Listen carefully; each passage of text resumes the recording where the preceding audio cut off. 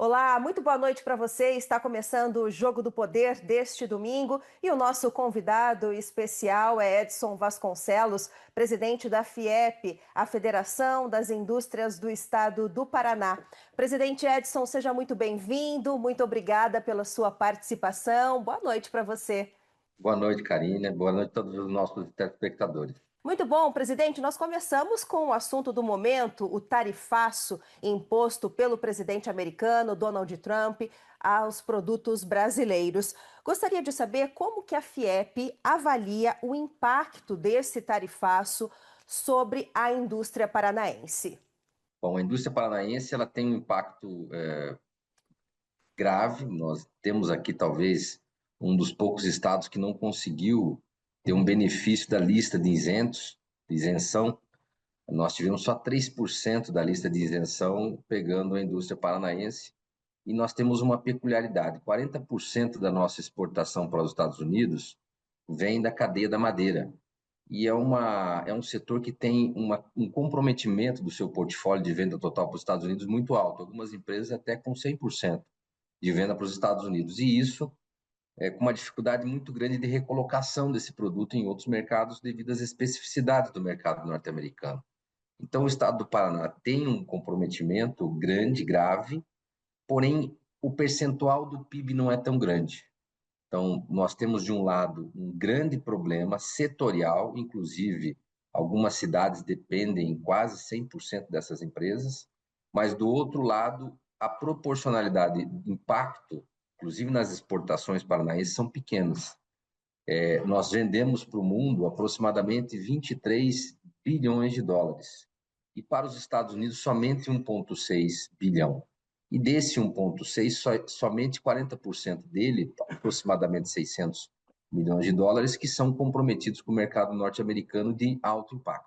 Tá certo. Bem, presidente, hoje a indústria paranaense vive um momento de transformação, uma diversidade de parques industriais. O que coloca o Paraná, na sua opinião, no ranking da competitividade? Nós temos uma proporcionalidade muito grande da nossa indústria que está conectada à indústria do agro. É o que cresceu muito no Paraná. Hoje nós somos quase 40% do nosso parque industrial da indústria do agro. Isso está vinculado a um ganho de produtividade que não só o Paraná, mas o Brasil ganhou também ao longo do tempo, com alta tecnologia e ganho de produtividade direto, não só na produção, mas também na transformação desses produtos, ou em alimentos, ou produtos beneficiados do nosso produto primário, inclusive a indústria da madeira é um dos nossos setores beneficiados, e isso nos dá uma condição um pouco diferenciada. É claro que produtividade no Brasil é um tema complexo, Karina, porque a produtividade é a capacidade que nós temos de atualização ou de estar na crista da onda da tecnologia de um setor. É conseguir cada vez mais ter mais equipamentos em conjunto com a mão de obra humana que traga mais produtividade. E isso não é fácil no Brasil, principalmente pelas condições ambiente econômico que nós temos, uma dificuldade da taxa de juros, nós temos uma dificuldade muito grande de ter o payback dos nossos equipamentos, da nossa tecnologia. E o Brasil não é um grande fabricante de tecnologia para a indústria de transformação. Nós temos que muitas vezes buscar essas máquinas, bens de consumo, para a produção de bens e consumos, né, máquinas de equipamentos, fora do país. Então, isso também não é muito fácil quando nós falamos de aumento de produtividade. Presidente, agora voltando um pouquinho sobre a questão do tarifaço, como que o senhor avalia as medidas anunciadas pelo governo federal para, de certa forma, amenizar todos os impactos que nós citamos agora há pouco? Vamos dizer que é um passo importante, mas é um passo que provavelmente esse portfólio de ações vai precisar ter mudanças. Vamos ter que acompanhar algumas situações que podem acontecer de estado para estado e também de empresa para empresa. Um exemplo: as empresas que têm um comprometimento pequeno do seu portfólio, elas precisam de uma transição, provavelmente, um ajuste do seu custo fixo, mas uma transição para buscar novos mercados ou para se readequar ao mercado interno ou outros mercados que já existam. Mas essas empresas que têm um comprometimento muito grande do seu portfólio, algumas terão dificuldades de continuar existindo. Provavelmente eles vão precisar de programas, inclusive de desmobilização. É difícil a gente abrir mão, é difícil você perceber que vai ter que abrir mão de algumas indústrias, mas é possível que no Paraná aconteça isso. Então, o programa do governo federal, ele não olha esse nicho, ele olha, inclusive, as empresas que vão manter empregos. Tem muitas empresas que não conseguirão manter empregos. Então, acho que esse arcabouço de ações que o governo federal, e inclusive o governo estadual também faz, vão ter que ser revistos ao longo do tempo para a gente conseguir adequando e atendendo essas empresas ao longo do tempo. O senhor tem esse número? Quantos empregos são gerados no Paraná pelo setor da indústria atualmente, presidente? A indústria total é próximo de 1 milhão de empregos. Porém, dentro do setor da madeira, quando nós falamos desse que está diretamente impactado, aproximadamente 38 mil empregos. Nós já temos, em férias coletivas, desse conjunto todo, 10 mil empregos, que o tempo vai passando. Na verdade, sempre existe uma esperança que aconteça um retrocesso nas tarifas, mas provavelmente, se continuar com as tarifas, essas pessoas terão as suas demissões contratadas, então acredito que haverá demissões ao longo do tempo. E qual que vai ser o caminho, presidente, a ser tomado se realmente esse cenário se confirmar? O que as indústrias pretendem fazer? Existe espaço para o mercado interno, abrir novos mercados internacionais? Vai ter que ter um certo jogo de cintura aí para tentar amenizar uma possível crise, então.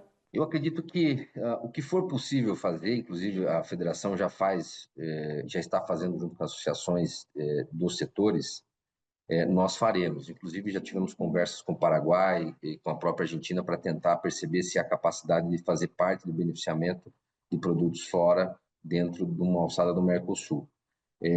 Porém, nós entendemos que essa transição de mercados ela não é tão assim. Nós percebemos que a linha do tempo, pipeline, para isso acontecer, é um pipeline médio, de aproximadamente aí 12 a 20 meses. Então, a situação ou as condicionantes de novos mercados, elas não são tão fáceis como o próprio governo coloca, vamos buscar novos mercados. E somado ainda com uma condicionante. O mercado norte-americano é de alto valor agregado. Não é fácil você tirar aquilo da indústria de transformação que está indo para o mercado de alto valor agregado e tentar recolocar no mundo que concorre com o Brasil em busca deste mercado norte-americano. Se a gente quiser vender esses produtos para a China, é mais fácil a China vender para o Brasil um excedente do que a gente vender para a China. Na verdade, a China é o maior concorrente mundial quando nós falamos de indústria de transformação. Eles estão com um excedente muito grande quando nós falamos de produtos industrializados no mundo, né? Muito bem. Presidente, o senhor acredita que a indústria paranaense e até a indústria brasileira, elas estejam preparadas para enfrentar um mundo cada vez mais competitivo?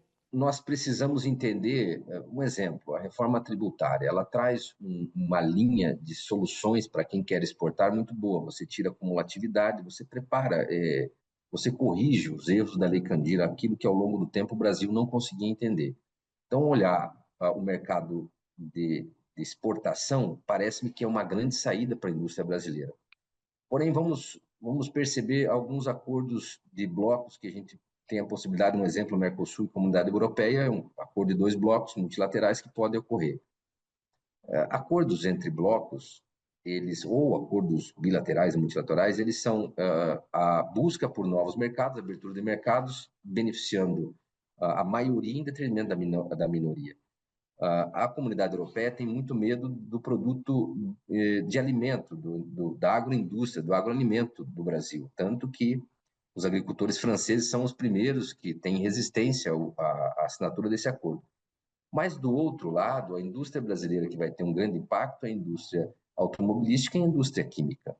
Se, ao longo do tempo, o Brasil fazendo esse acordo e abrindo o comércio, ele não se preparar para a vinda de produtos mais competitivos, ele quebra a indústria que está aqui, automotiva e a indústria química.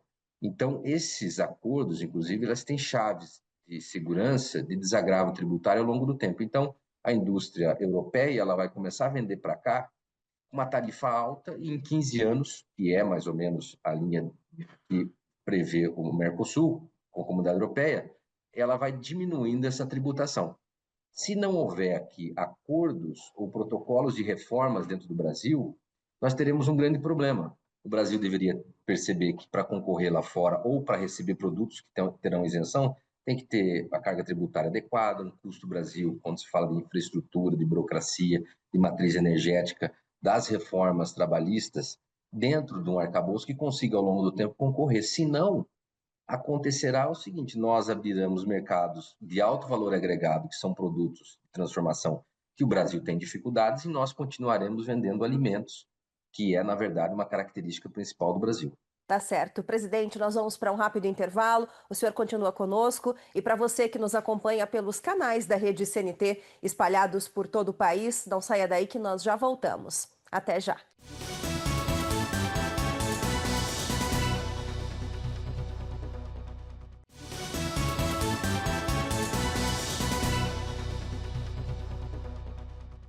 Estamos de volta com o Jogo do Poder e hoje a nossa pauta, a nossa conversa é sobre o setor da indústria. Nós recebemos Edson Vasconcelos, presidente da FIEP, a Federação das Indústrias do Estado do Paraná.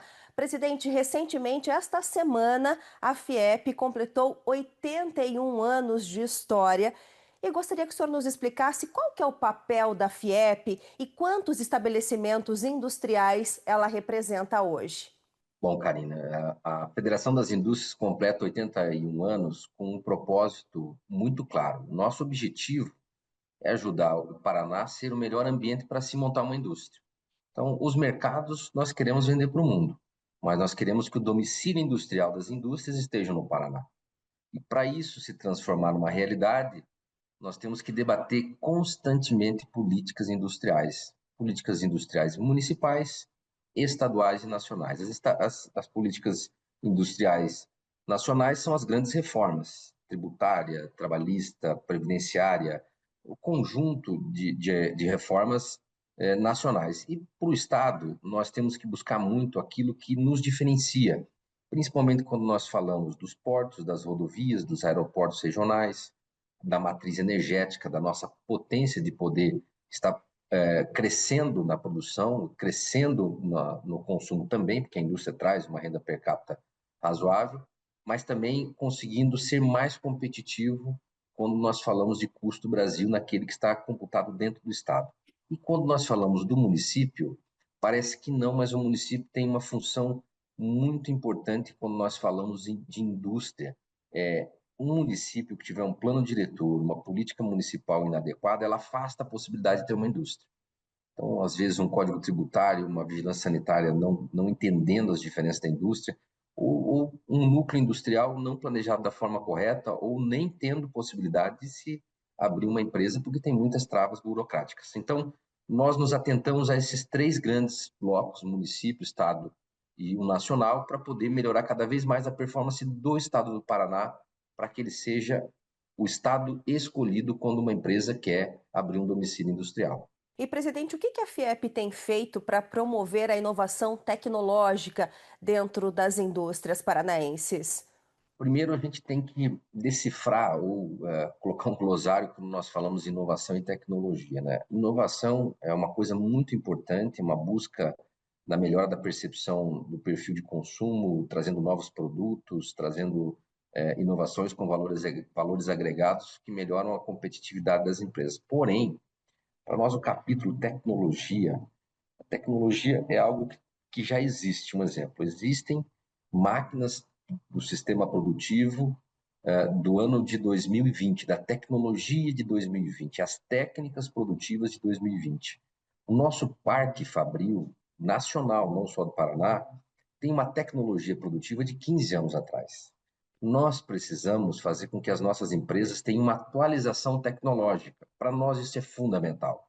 Isso está muito vinculado à capacidade de financiabilidade, de crédito dessas máquinas. Então, quando nós temos uma Selic na altura que está no Brasil, isso é quase inibitório, nós temos muita dificuldade de atualizar o nosso parque fabril. E a tecnologia do nosso parque fabril interfere diretamente no item mais importante de qualquer nação, a produtividade. Quando nós falamos que um colaborador norte-americano está produzindo 4 vezes mais que um colaborador brasileiro, significa que ele está numa máquina que produz 4 vezes mais, numa tecnologia mais atualizada. E isso interfere diretamente na capacidade de uma nação estar com um PIB maior, com uma economia mais robusta que outro país. Porque a economia de um país é a somatória dos ativos tecnológicos e os ativos humanos que trabalham para fazer produção, para gerar produção. E quando nós temos um limite da nossa capacidade humana, como todo mundo percebe que nós temos dificuldade de contratação, um dos grandes problemas hoje é a empregabilidade, significa que nós estamos chegando no nosso teto de capital humano. Então, o que nos sobra para poder falar que o Brasil pode ser uma grande potência, uma grande economia mundial? Hoje nós ocupamos a 10ª posição, com 2 trilhões de dólares de PIB per capita, de PIB mundial.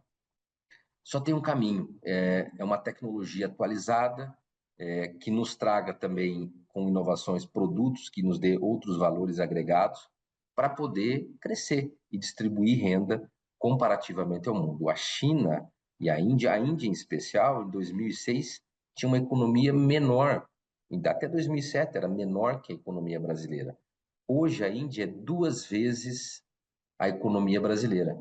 Então, lá eles têm um poder humano, de capacidade de mão de obra disponível muito grande. Nós já não temos. Eles têm 1,5 bilhão de pessoas. Nós temos 215 milhões de pessoas. Nós temos que, sim, investir muito em tecnologia, em atualização tecnológica e inovação. A federação tem um parque tecnológico voltado para trazer novas tecnologias, mas também com capacidade de mostrar aquilo que já existe de tecnologia.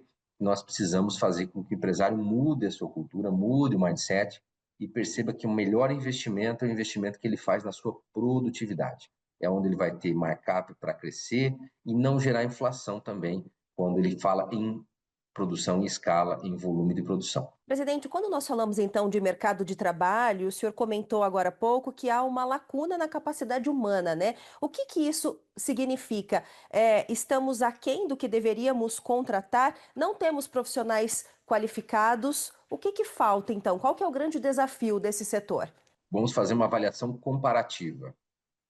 O Brasil com a Índia ou com a China não tem nem como comparar, porque nós estamos falando de 215 milhões de habitantes, qualificados ou não, disponíveis ou não. A China também tem uma quantidade qualificada ou não, disponível ou não.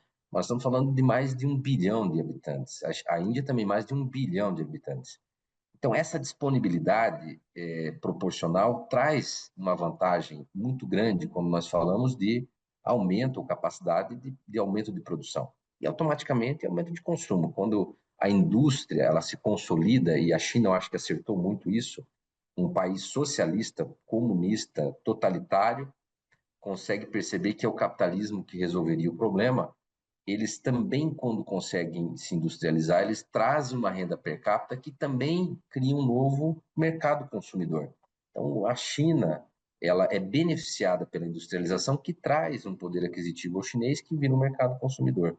Para nós, Brasil, comparativamente aos emergentes, nós temos um problema quando nós falamos de quantidade de mão de obra. Nós já chegamos a um teto. E o que nos preocupa muitas vezes é que alguns programas de assistencialismo eles distorcem, ainda mais numa situação que temos estados, o Brasil é muito grande, muito diferente, é um país continental, mas tem estados que estão com pleno emprego, com taxa de desemprego na ordem de 3%. Então, o Bolsa Família nesse estado não poderia ser nunca comparado a um Bolsa Família num estado que tem 2, 3, 4 vezes mais taxa de desemprego. E somado também com uma falha que nós estamos tendo, que programas sociais eles são temporários. É para aqueles que precisam de uma mão, de uma assistência, de uma ajuda num tempo específico. E os programas assistenciais do Brasil estão criando uma cultura de não produção, de entendimento que não é preciso mais produzir, que o Estado vai manter. Isso é horrível, principalmente porque uma pessoa que está no assistencialismo e pode trabalhar, está em idade economicamente ativa, está no PEA e pode trabalhar, que hoje nós temos uma proporção de quase 20% de quem está no Bolsa Família está em idade economicamente ativa e com capacidades de poder trabalhar. Isso gera um problema, inclusive, econômico, porque ele gera pressão fiscal, o Estado tem que pegar de alguém que trabalha para sustentar essa pessoa que não trabalha, e mais do que isso, essa pessoa não gera PIB, essa pessoa não produz. Então, o país acaba criando um cenário que ele não pode crescer. Que quando, como está acontecendo agora, o governo federal induz o crescimento do PIB simplesmente pelo gasto público, nós não estamos conectando o nosso crescimento à produtividade. Quando existe uma briga pela mão de obra, uma empresa quer tomar a mão de obra da outra, acontece uma pressão salarial que não está vinculada à produtividade, a nossa quantidade de produtos não aumenta, mas o preço do produto aumenta e isso significa inflação na gôndola. Esse pseudo ganho salarial, ele não reverte em competitividade mundial nem nacional, ele acaba saindo do bolso do próprio colaborador que quando vai no mercado tem na gôndola a inflação gerada pela falta de mão de obra. Então, o Brasil entende que a palavra-chave é produtividade, e nós precisamos cada vez mais perceber que o ambiente da produtividade está totalmente afeto às condições de taxa Selic, de financiabilidade de tecnologia e de indução de abertura de novos mercados, onde o Brasil pode ser muito mais competitivo quando nós fugimos de uma carga tributária total comparativamente aos emergentes, quase insustentável. A média dos emergentes é 20%, e o Brasil está com 34%. Então, tudo isso gera um cenário que ou o Brasil entende os caminhos adequados, ou nós estamos fadados a não poder crescer. O nosso crescimento do PIB é um crescimento fictício, porque ele está gerando inflação.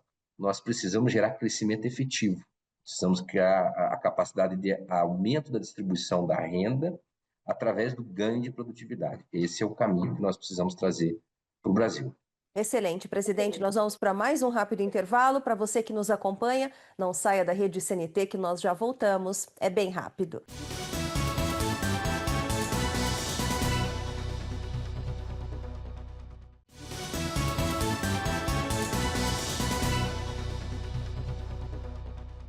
Estamos de volta com o Jogo do Poder e hoje o nosso convidado especial é Edson Vasconcelos, presidente da FIEP, a Federação das Indústrias do Estado do Paraná. Presidente, agora falamos um pouquinho sobre política e relações institucionais. Como que o senhor avalia o atual ambiente político? Como que ele vem impactando as decisões estratégicas da indústria?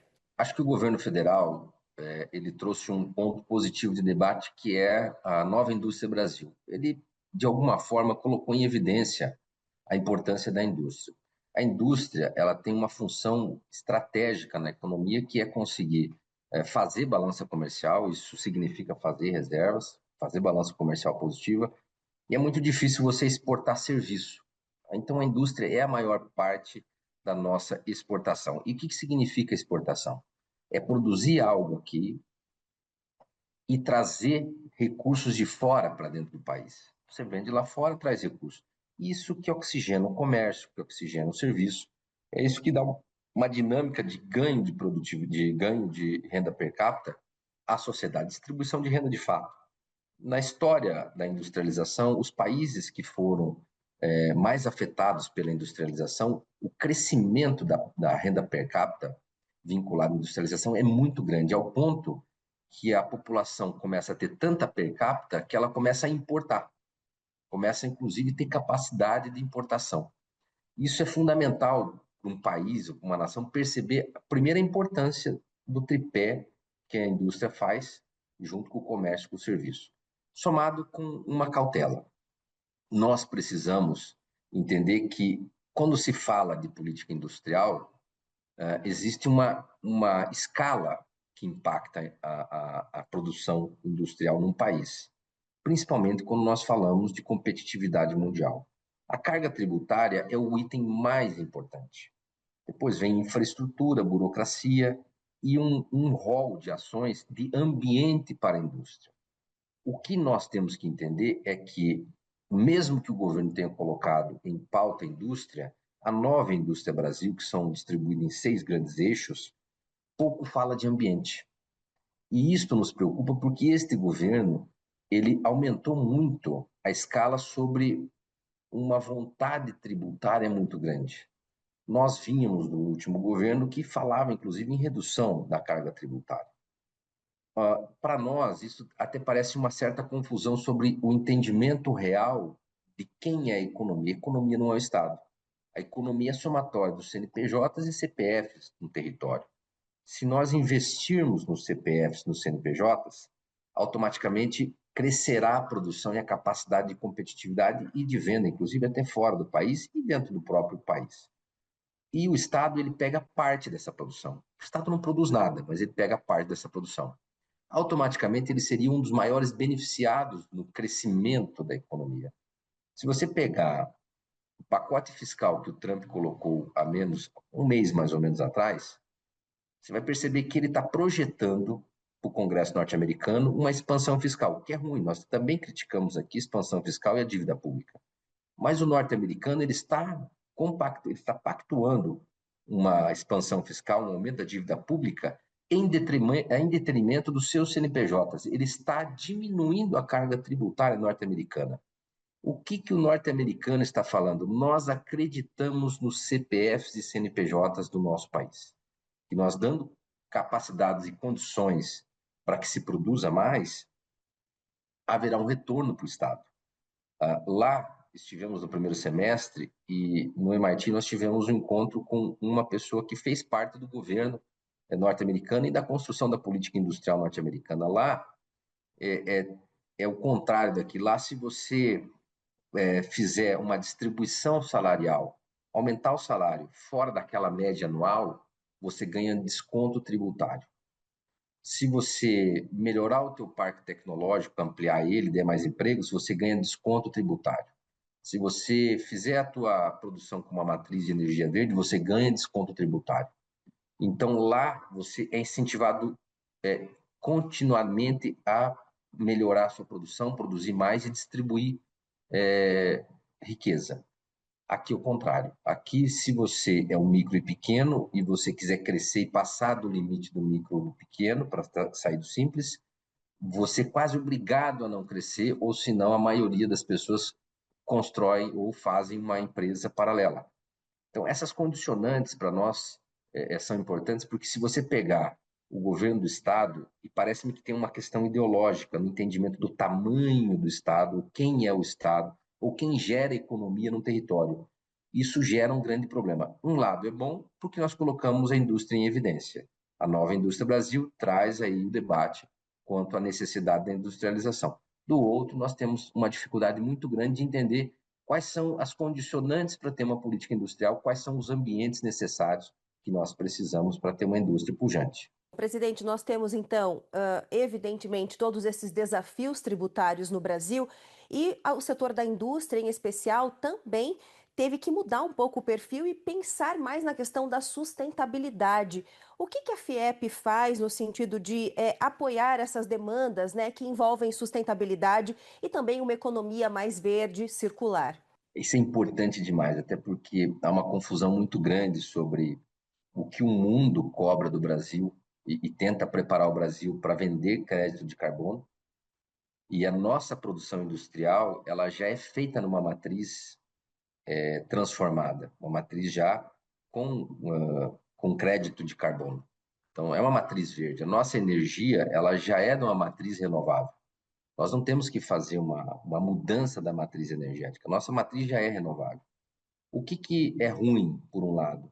O mundo fala muito de crédito de carbono, mas quando nós produzimos com uma matriz renovável, o mundo não quer pagar um prêmio por isso. Nós não temos ninguém comprando produtos brasileiros, falando assim, nós vamos pagar ou vamos abrir o mercado para vocês, porque vocês têm uma energia Por isso. já renovável. Isso é horrível para nós. Mas, mesmo assim, nós temos vários protocolos aqui de conscientização empresarial sobre a importância de se credenciar, mostrar, criar todos os caminhos para provar, inclusive, a rastreabilidade da sua produção verde, como também buscamos a abertura de novos mercados. Agora nós temos algumas condicionantes de venda no mercado europeu, que não é pagar prêmio, são condicionantes de entrada para poder fazer um protocolo de rastreabilidade no Paraná, junto com o governo do estado, e criar já uma condicionante, porque hoje nós temos uma categoria de risco nacional, até porque a indústria brasileira é muito diversificada, e aí a gente tem que entender que o estado do Paraná ele tem uma leitura de sustentabilidade ambiental diferente de outros estados. Aqui a nossa fronteira agrícola já está consolidada. Nós não temos áreas que estão sendo desmatadas. Se for olhar hoje, inclusive, o mapa do Paraná, há áreas que estão crescendo na manutenção e no reflorestamento.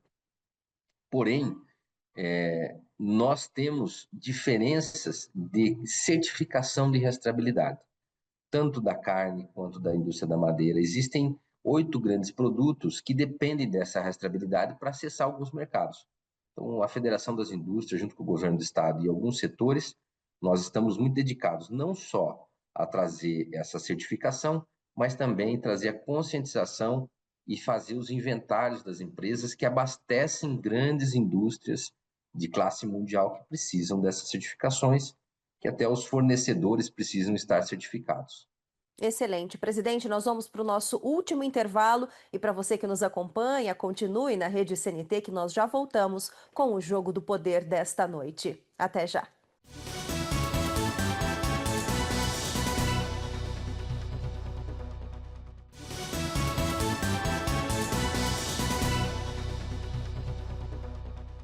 Estamos de volta com o Jogo do Poder e o nosso convidado especial desta noite é Edson Vasconcelos, presidente da FIEP.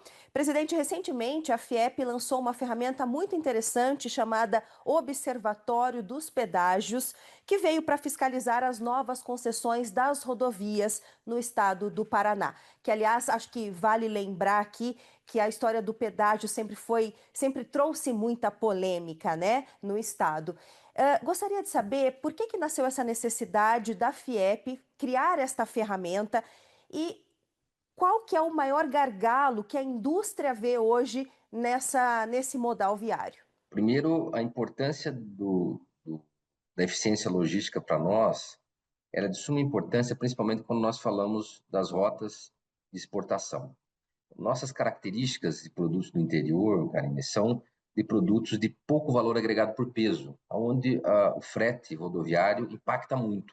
Nós temos uma média de custo de cada 1.000 quilômetros rodoviários na ordem de R$ 62 a tonelada de dólar a tonelada do produto.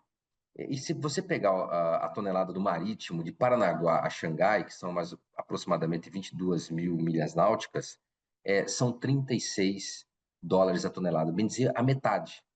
Então, se você tiver com uma indústria a 1.000 quilômetros do porto, muitas vezes você não tem competitividade mundial. Então, o modal rodoviário é de suma importância. O histórico dos últimos contratos de concessão não foram tão favoráveis à sociedade paranaense. Então, nós tivemos a Operação Lava Jato, que pegou vários desvios de condutas. As obras que nós estamos tendo, que tivemos no pedágio, a maioria delas foi por delação premiada, por retorno, né, daquilo que foi fruto de corrupção. Para nós, então, a preocupação em estar acompanhando a sociedade civil organizada, estar acompanhando de perto esses contratos é de suma importância. Lembrando que os contratos, cada contrato de concessão é na ordem de 2.500 páginas. Nós temos um rol de obras robusto. Se nós não tivéssemos o observatório somado com uma ferramenta de agente de inteligência artificial que ajuda a buscar os contratos lá dentro desse observatório, você tem todos os documentos da concessão, desde os contratos aos editais, até o georreferenciamento de todas as obras, para inclusive entender qual vai ser a entrega, quando vai ser a entrega, se os licenciamentos ambientais estão acontecendo.